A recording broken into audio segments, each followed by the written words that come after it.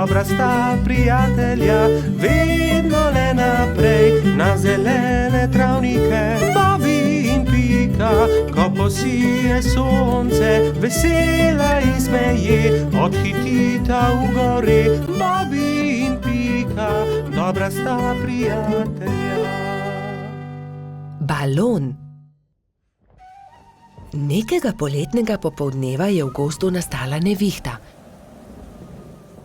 Pika Polonica Pika in polž Bibi sta to opazovala z okna pikaste hiše. Preteča nevihta je vrtinčila, obračala drevesa, poškodovala hiše, dež pa je padal kot iz škafa. Ko je dež končno prenehal in je veter utihnil, sta si dva dobra prijatelja ogledala gozd. Poglej sem, Pika, to drevo je izruvala nevihta, je vzkliknil Bibi. Moje cvetje pa je obral dež? Je vzdihnila Pika.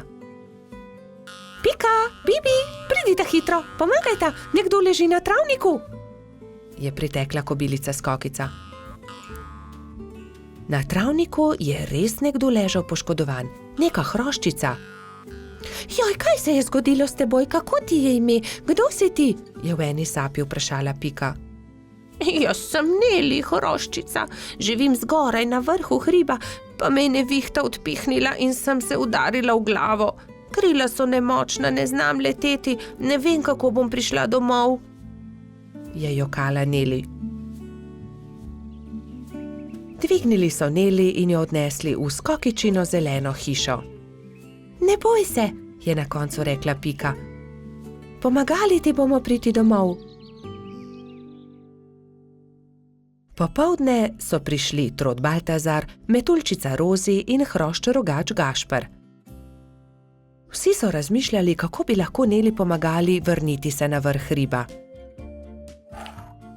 Najboljši bi bil balon, je rekel Gašper. Ampak iz česa naj ga naredimo, ta balon, je vprašal Bibi. Iz odeje vzglavnika rjuhe, je predlagala Rozi. In iz zaves pa brisač, je dodal Gašper.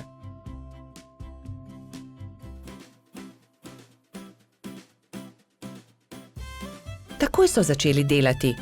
Vsakdo je prijel za svoje delo. Sešili so blago, sešili so odeje, zavese, rjuhe in brisače. Tudi Neli je pomagala.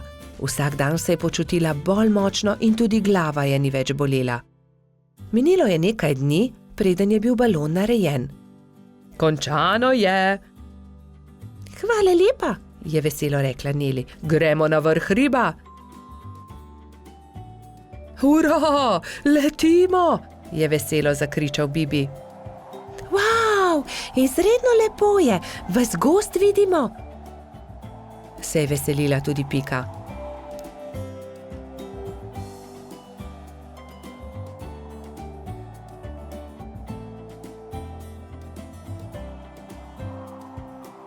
Kmalu se je začelo temniti. Ko so prišli do hriba, je Neli vzkliknila. Hurra, doma sem, hvala. Če želite, lahko do jutra ostanete pri meni, ravno danes bodo zvezdni utrinki. Z veseljem ostanemo, so enoglasno odgovorili. Neli je pogostila svoje nove prijatelje s čajem in z okusnimi slaščicami. Po večerji so posedali pred Nelino hiško na vrhu hriba. Sedeli in čakali, da se prikažejo zvezdni utrinki. Hurra, zvezdni utrinek, je navdušeno vzkliknil Bibi. Tudi jaz sem ga videla, je potrdila Pika. Tudi jaz, je dejal Gašper.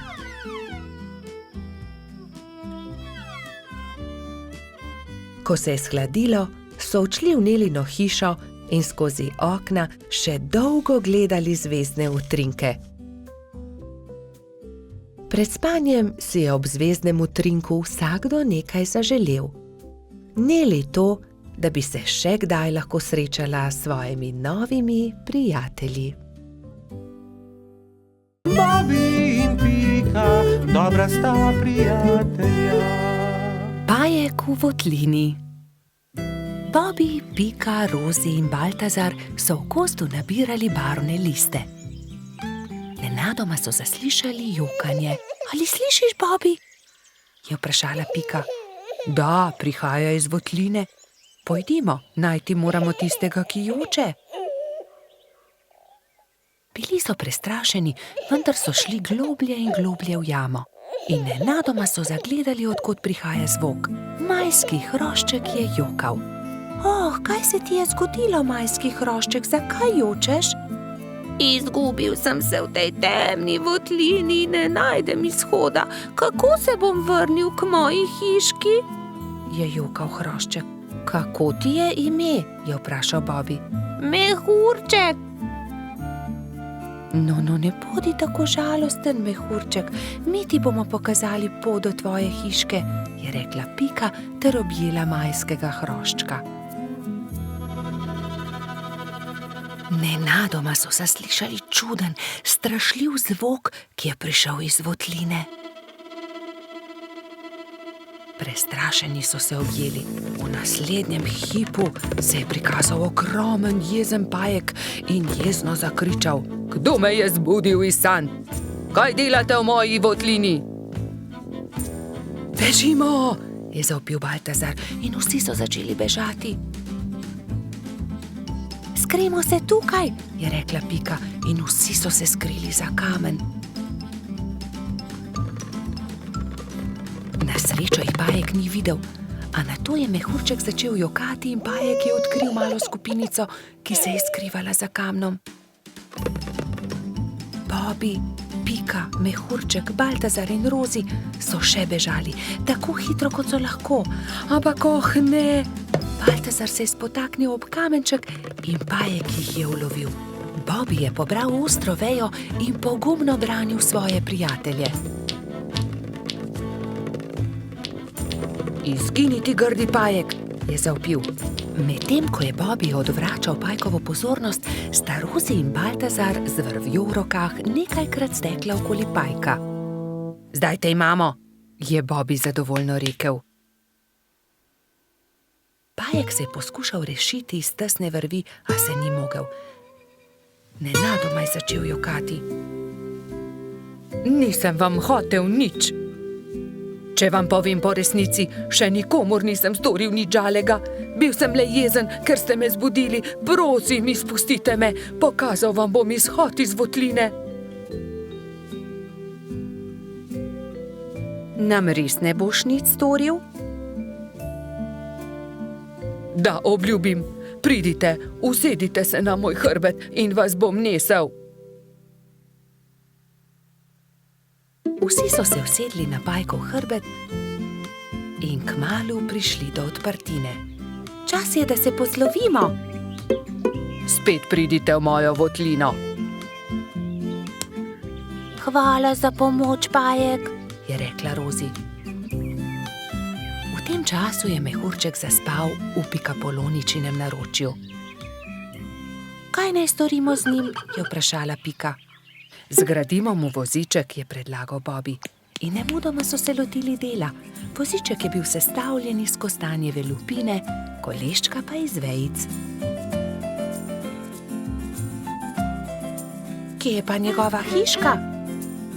Jaz vem, je vzkliknila Rozi.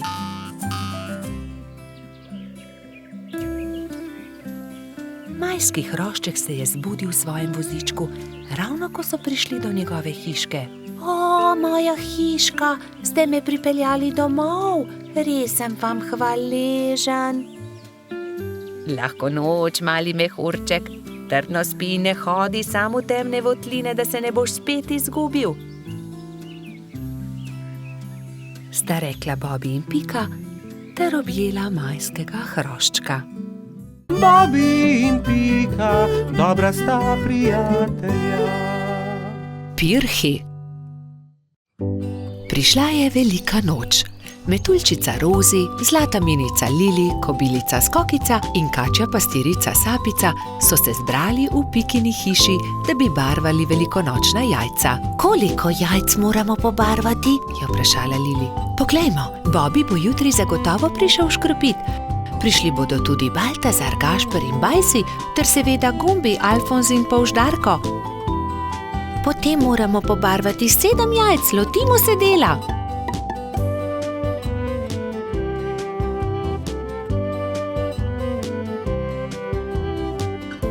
Lepi so, fantje bodo jutri gotovo veseli, je ugotovila Rozi.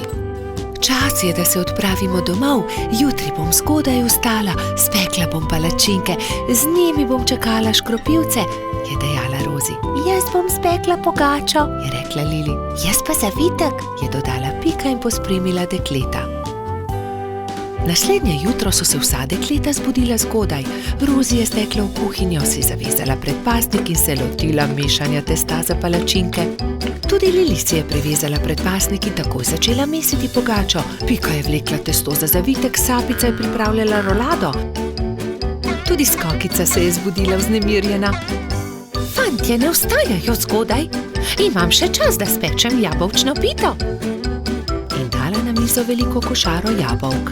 Ampak joj, košara se je nenadoma prekucnila, jabolka so se skotalila in z mize porinila skledo s pirhi. Vsa jajca so se razbila. Joj, jajca, kaj naj naredim? Kaj bom dala škropivcem? Obupana je tekla k Piki. Pika, vsa jajca so se potrla, vseh 7, pomagaj mi. Ne utegnem, Skokica, pečem pecivo, vendar sta mi ostali 2 nepobarvani jajci. Hitro ju pobarvaj, da bosta gotovi, ko bodo prišli fantje. Lili, jajca so se razbila na koščke, mi lahko pomagaš? Ne morem, pečem pogačo. Vzemi ta 3 bela jajca, imaš še čas, da jih pobarvaš. Rozi, pomagaj, znova moram barvati jajca, vsa so se potrla. Vsa so se potrla? Žal mi je, Skokica, vendar zdaj ne morem s tabo. Tukaj ti dam 2 nepobarvani jajci, izvoli. Sapica, v težavah sem, potrli so se pirhi, ki sem jih pobarvala včeraj, prosim, pomagaj mi, sama ne morem znova pobarvati 7 jajc, malo časa je še. Vem, kdo ti lahko pomaga. Pojdi z menoj. Tekli sta skozi gozd vse do brloga. V naslednjem trenutku se je pojavil zaspani jamski Pajek. Dragi Pajek, moraš nama pomagati, je začela Sapica. Skokičini pirhi so se potrli in zdaj mora pobarvati 7 novih jajc. Ni veliko časa, fantje bodo kmalu prišli škropit, do takrat morajo biti gotovi. Lahko pomagam, je zamrmral Pajek. Hvala, zelo si prijazen, je zahtela Skokica in se poslovila od Sapice. Skokica je vzela najprej čopič in barve ter se lotila dela s Pajkom. Pajek je lahko hkrati barval 3 jajca.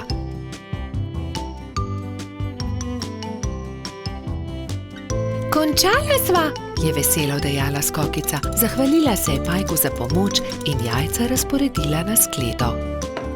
V tistem trenutku so že trkali na vrata.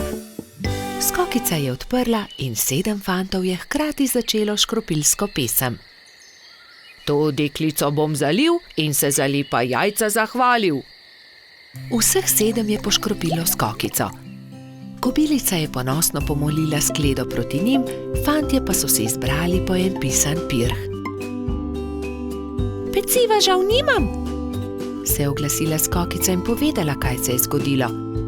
Ne skrbi, so se smejali fantje. Pri Piki smo jedli zavitek, pri Lili pogačo, pri Rozi palačinke, pri Sapici pa piškote, niti kosa ne bi več spravili v želodce, so dejali fantje in se smejali na ves glas. Bobi in Pika, dobra sta prijatelja.